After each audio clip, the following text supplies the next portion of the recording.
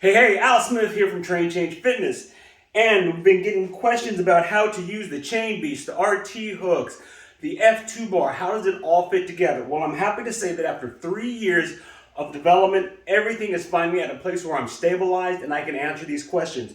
I'm going to give you a quick setup on how to use the 4 different types of configurations.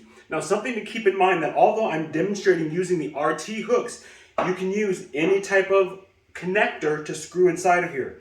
So to get started, here is the basic Chain Beast that many of you will probably remember what we started off at. This is what you saw at the Lowe's store. That was a really quick setup that you just pop it on the bar. It's the easiest setup. The downside is it doesn't allow for rotation. Next, we go and we have the new rotators. Now this rotator is actually designed for the F2 bar.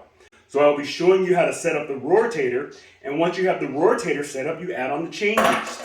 And then you can also use a standard rotator. Again, it's the same setup. You have the rotator and the Chain Beast. In this example, the Chain Beast is already installed. You will then just screw your RT hook on, and then what you can do is use this with any bar that's about 1 inch to about 1.05 inches for rotation. The last setup is the most basic setup, and this works exclusively with the F2 bar. This is what we call natural rotation.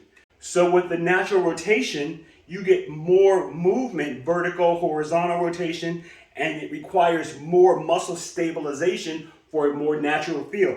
This is exclusively for the F2 bar. So those are the basic components. Now, with that information, we're going to get set up, and I'm going to show you how to connect each one of these using the different methods.